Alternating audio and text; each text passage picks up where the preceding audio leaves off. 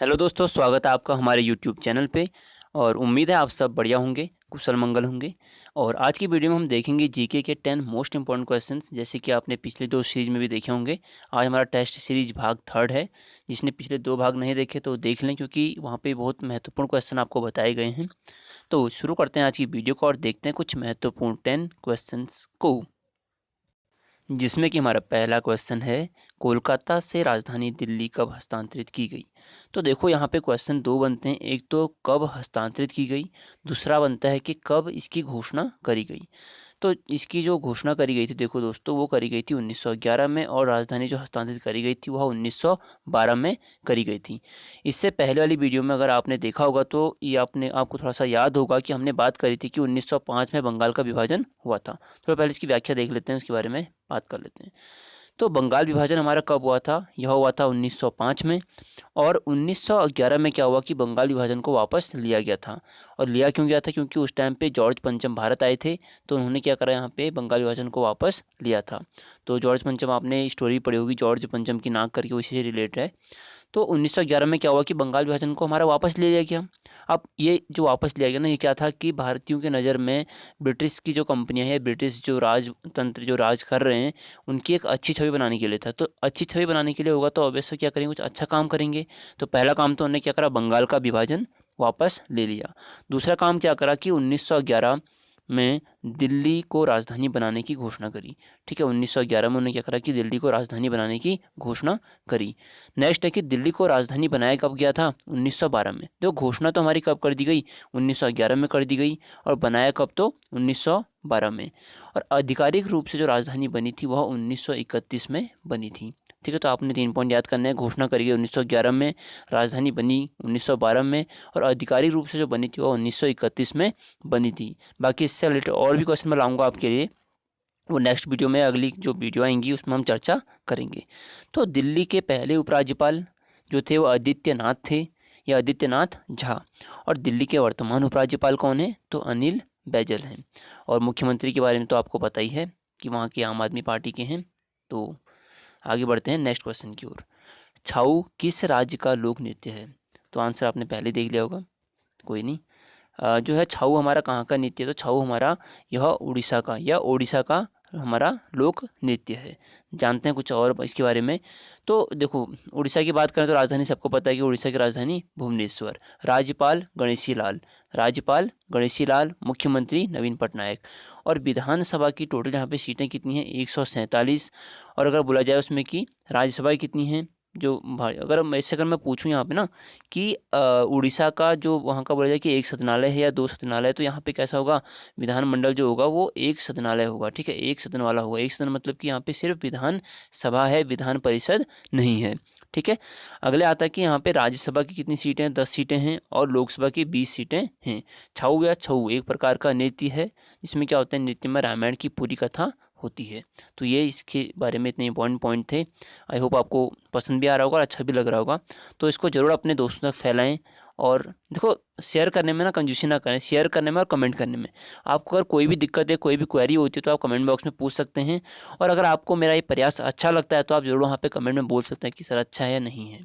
ठीक है, नहीं है तो क्या गलती हो रही है वो आप बता सकते हैं मेरे को। ठीक है, तो बढ़ते हैं अगले क्वेश्चन की ओर।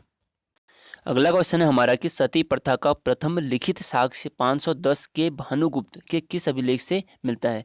मतलब कि जो सती प्रथा का प्रथम जो साक्ष्य मिलता है वो तो हमें पता है कि भानुगुप्त के उससे मिलता है। तो किस अभिलेख से? यहाँ पे 4 अभिलेख दिए गए हैं आपके। पहला है हाथी गुफा अभिलेख। तो यह अभिलेख, हाथी गुफा अभिलेख, ये किसका था? तो यह अभिलेख हमारा किसका है? तो कलिंग राजा खारवेल का। ठीक है, इसको क्या बोलते हैं? तिथि रहित अभिलेख भी बोलते हैं। हाथी गुफा अभिलेख को तिथि रहित अभिलेख भी बोलते हैं। पर पहले देखो क्वेश्चन का आंसर बता देता हूँ। उसने बोला कि भानुगुप्त का अभिलेख, जिसमें कि हमें पहली बार क्या सती प्रथा का उल्लेख मिला है, वो कौन सा है? तो एरण अभिलेख। कहाँ से?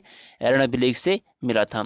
तो हाथी गुफा अभिलेख तो हमारा किसका हो गया? तो कलिंग राजा खारवेल का हो गया। अगर बोला जाए ऐहोल अभिलेख, ऐहोल अभिलेख, ये किसका था? पुलकेशिन द्वितीय का। फिर उसके बाद आता है जूनागढ़ अभिलेख। तो जूनागढ़ अभिलेख किसका था? रुद्रदामन का। किसका था? रुद्रदामन का। वैसे अगर मैं बोलूँ नासिक अभिलेख, एक होता है नासिक अभिलेख करके ना, नासिक अभिलेख तो किसका है? तो गौतमी बलश्री का है। कुछ और अभिलेख हैं हमारे इंपॉर्टेंट, वो मैं अगली वीडियो में आपसे चर्चा करेंगे उसके बारे में। तो इसका सही आंसर हमारा एरण अभिलेख था, जिसमें पहली बार भानुगुप्त के उसमें से क्या क्या मिला है कि सती प्रथा का पहली बार उल्लेख मिला था। अगला क्वेश्चन बहुत ही आसान क्वेश्चन आपके लिए कि गतिशील महाद्वीप के नाम से किस महाद्वीप को जानते हैं? तो अंटार्कटिक या अंटार्कटिक हमारा इसमें क्या है आंसर सही हो जाएगा। ए ऑप्शन बिल्कुल सही है कि कौन सा विलेय को हम क्या बोलते हैं, महाद्वीप को गतिशील महाद्वीप कहते हैं, तो हम बोलते हैं कि इसको अंटार्कटिक महाद्वीप को बोलते हैं। जानते हैं इसके बारे में कुछ और बातें। अंटार्कटिक महाद्वीप को श्वेत महाद्वीप भी कहा जाता है, पहला पॉइंट बहुत इंपॉर्टेंट। दक्षिणी ध्रुव पर पहुंचने वाला प्रथम व्यक्ति नार्वे निवासी कौन था? एमुंड सेन। इसको ऐसे याद कर सकते हो, एमुंड सेन। कब पहुंचा था? 1911 में। अगर इसी में आपको पूछूं कि उत्तरी ध्रुव पर पहुंचने वाला पहला व्यक्ति कौन था, तो वह कौन था? तो पियरे करके था। ठीक है, पियरे ऐसे करके याद कर सकते हैं, पियरे। और दक्षिण ध्रुव पर कौन सा? तो एमंड सेन या एमुंड सेन याद कर सकते हैं। अंटार्कटिक का अकेला सक्रिय ज्वालामुखी कौन सा है? तो माउंट एरबुस। ठीक है, माउंट एरबुस क्या है? अंटार्कटिक का अकेला सक्रिय ज्वालामुखी है। आगे बढ़ते हैं इसके बारे में कुछ और पॉइंट, जैसे कि दक्षिणी ध्रुव पर पहुंचने वाला प्रथम भारतीय था कौन? डॉक्टर गिरिराज सिरोही। तो इसको आप ऐसे याद कर सकते हैं कि भारत में कोई व्यक्ति खड़ा होगा, ठीक है, वो सीधे गिर गया कहाँ? दक्षिणी ध्रुव पर, तो गिरिराज सिरोही। अंटार्कटिक पर भारत के शोध केंद्र कौन सा? प्रथम कौन सा था? दक्षिण गंगोत्री 1983। दूसरा कौन सा था? मैत्री 1989। और तीसरा कौन सा? भारती। तो ये तीन हमारे क्या है यहाँ पे शोध केंद्र हैं। बाकी देखो हम अंटार्कटिक को ये भी बोलते हैं क्या, वैज्ञानिकों को समर्पित महाद्वीप कौन सा है? तो वो भी हमारा कौन सा होगा? अंटार्कटिका या अंटार्कटिक महाद्वीप हो जाएगा। इतने पॉइंट इसके बारे में बहुत इंपॉर्टेंट है, इनको याद करें अच्छे से। अगला क्वेश्चन, विशाखापट्टनम बंदरगाह किस राज्य में स्थित है? तो आपने बताना है कि विशाखापट्टनम बंदरगाह निम्नलिखित में से किस राज्य में स्थित है? तो विशाखापट्टनम बंदरगाह आई होप आपने देख लिया होगा, तो ये हमारा कहाँ है? आंध्र प्रदेश में। और विशाखापट्टनम बंदरगाह को ही सबसे गहरा बंदरगाह भी कहते हैं। कुछ जानते हैं इसके बारे में अगले। आगे देखो, विशाखापट्टनम आंध्र प्रदेश भारत का सबसे गहरा बंदरगाह, कच्चा तेल व पेट्रोलियम उत्पादन हेतु यह प्रसिद्ध है। तो ये बहुत इंपॉर्टेंट पॉइंट है, आप इसको याद करें। बाकी हम कांडला बंदरगाह के बारे में पहले बात कर चुके हैं। कांडला गुजरात वाला ज्वारिया बंदरगाह इसको बोलते हैं। पाराद्वीप, इसके बारे में हम उड़ीसा वाले में बात कर सकते हैं कि पारा उड़ गया तो उड़ीसा में है। तो ये आप याद होने चाहिए आपको, ठीक है, जब बार बार रिपीट हो रहा है तो आपको ये याद होने चाहिए। अगला पॉइंट है, निम्नलिखित में से किस नदी का प्राचीन नाम वितस्ता है? बहुत आसान क्वेश्चन है, तो इसका सही आंसर है हमारा सी, झेलम का प्राचीन नाम क्या? वितस्ता। वितस्ता का युद्ध आप लोगों को याद होगा। कुंभा काबुल को बोलते हैं, विपाशा व्यास को, गोमती गोमल को, वितस्ता झेलम, परुष्णी रावी और सदुत्री सतलज। आप इनको याद कर लें कि पिछली बार भी रिपीट हुआ था, इसलिए फटाफट बोल रहा हूँ इसको। देखो अगला क्वेश्चन, किस किले को गोल्डन फोर्ट के नाम से भी जाना जाता है? तो गोल्डन फोर्ट के नाम से इसलिए जानते हैं क्योंकि इसमें क्या है, बालू द्वारा निर्मित, मतलब कि बालू द्वारा निर्मित है। और जब शाम के टाइम पे इस पर क्या होता है कि सूरज की रोशनी पड़ती है तो ये क्या है, सोने की तरह चमकता है, इसलिए इसको बोलते हैं गोल्डन फोर्ट कहते हैं। अब बताओ दिया आपको, कहते हैं किसको कहते हैं इनमें से? तो यह कहते हैं किसको? जैसलमेर। ठीक है, जैसलमेर का जो किला है उसको बोलते हैं हम क्या? Golden fort. आगे देखो इसके बारे में कुछ जानते हैं। जैसलमेर, इसे 1156 ईस्वी में एक भाटी राजपूत शासक जैसल द्वारा त्रिकुरा पहाड़ी के शीर्ष पर निर्मित किया गया था। ठीक है, और यह है कहाँ पे? तो राजस्थान में है। बढ़ते हैं अगले क्वेश्चन की ओर, जो कि कैप कैमोरियन के नाम से भारत के किस स्थान को जाना जाता है? 4 ऑप्शन है आपके पास, तो आपने सही ऑप्शन लगा लिया होगा। तो हम जानते हैं इसको किसमें? कन्याकुमारी को हम बोलते हैं कैप कैमोरियन। जान लेते हैं इसके बारे में कुछ बातें, जैसे कि अलेक्जेंड्रिया ऑफ ईस्ट की उपमा से विदेशी सैलानियों ने नवाजा था किसको? हमारे कन्याकुमारी को। अंग्रेजों ने इस स्थल को क्या बोला? कैप कैमोरियन कहा था। और तमिलनाडु, ये क्या है कि तमिलनाडु राज्य का एक खास पर्यटन स्थल है।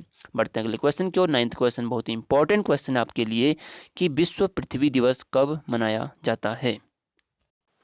तो विश्व पृथ्वी दिवस, ये देखो रिपीट क्वेश्चन है, पहले आपको पता है कि 22 अप्रैल को हम विश्व पृथ्वी दिवस मनाते हैं। तो आप यहाँ पे ये बताइए कि कॉपीराइट दिवस कब मनाया जाता है? तो देखो इसका सही आंसर होगा कब? 23 अप्रैल को हम मनाते हैं क्या? विश्व कॉपीराइट दिवस या कॉपीराइट दिवस मनाते हैं। तो इसके बारे में कुछ जान लेते हैं कि विश्व पुस्तक और कॉपीराइट दिवस, विश्व पुस्तक और कॉपीराइट दिवस पहली बार 23 अप्रैल 1995 को मनाया गया था। इसीलिए हम क्या करते हैं, 23 अप्रैल को इसको मनाते हैं। और ये मनाया क्यों जाता था? 23 अप्रैल को लेखक मिगू एल डे सर्वेंट्स की मृत्यु की तिथि पर यह मनाया जाता है। भाई कॉपीराइट मतलब आपको पता है कि अगर कोई आपके जैसे आपने कोई बुक लिखी और कोई उसका डिट्टो कोई बुक लिख लेता है तो बोलते हैं क्या, उसने वो कॉपीराइट इसका लिखा था कि जो मैंने बुक लिखी है उसको बुक को दोबारा कोई लिख नहीं सकता, और कोई लिखेगा तो उसको उसका क्लेम देना पड़ेगा। जैसे हम अभी देखते हैं कि यूट्यूब पे भी अगर आपने किसी की वीडियो कॉपी करके डाल दी तो वहाँ पे कॉपीराइट क्लेम आता है आपके पास, ठीक है। तो कॉपीराइट आता है, तो कॉपीराइट मतलब ये है कि किसी की आपने वीडियो अगर कॉपी करके डाल दी है डिट्टो, तो वह आप पर जुर्माना की तरह उस पर कुछ भी लगा सकता है, आपका यूट्यूब चैनल बंद भी करा सकता है, ठीक है। तो आगे बढ़ते हैं 10th क्वेश्चन, जो कि आज का लास्ट क्वेश्चन है कि शिक्षा को किस सूची में सम्मिलित किया गया है? संघ सूची, राज्य सूची, समवर्ती सूची या तीनों? तो देखो यहाँ पे अगर जिसका आंसर जा रहा है कि संघ सूची, तो उसने थोड़ा पहले पढ़ा होगा, रिवीजन नहीं करा है, तो इसका सही आंसर हमारा क्या होगा? समवर्ती सूची। जानते हैं क्यों? तो देखो शिक्षा को प्रारंभ में राज्य सूची का विषय बनाया गया था, जिसको कि अब समवर्ती सूची ने संघ बोला होगा तो गलती होगा, फिर राज्य सूची हो गया था। राज्य सूची का विषय था प्रारंभ में, पर 42वें संविधान संशोधन 1976 द्वारा इसे समवर्ती सूची में सम्मिलित कर दिया गया। तो पहले तो ये क्या था, हमारी राज्य सूची में था, उसके बाद इसको समवर्ती, मतलब कि उसने क्या बोला कि शिक्षा को समवर्ती में, ताकि उसमें संघ भी आ जाए और राज्य भी, दोनों मिलकर क्या कर सकें, शिक्षा को आगे बढ़ाने के लिए कार्य कर सकें। तो संघ सूची में कितने विषय हैं? 100 विषय हैं, राज्य सूची में 61 विषय और समवर्ती सूची में 52 विषय। तो आपको यहाँ पे याद क्या करना है, जो संघ मतलब जितने भी पैसे जहाँ से हमारे क्या हैं मनी आ रही है, वो हमारे सब के सब क्या हैं, संघ सूची में आएंगे। राज्य सूची में हमारे 61 विषय हैं, इसमें ऐसे होंगे जहाँ पे हमें क्या है, जैसे कृषि है ना, या फिर होता है कि ऐसे कृषि याद कर लो।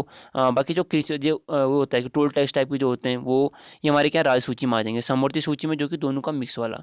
बाकी अगर कभी आपके अगर कमेंट बॉक्स में आता है कि ये बता दो, तो मैं आपको संघ सूची, राज्य सूची और समवर्ती सूची के बारे में डिटेल में बता दूंगा, ठीक है। तो ये थे दोस्तों आज के हमारे 10 क्वेश्चन। आई होप आपको पसंद आए होंगे, और पसंद आए तो आप जरूर अपने फ्रेंड्स के साथ, अपने साथियों के साथ इनको शेयर करें। बाकी करते हैं आज की वीडियो को यहाँ पे ख़त्म। जय हिंद, जय भारत।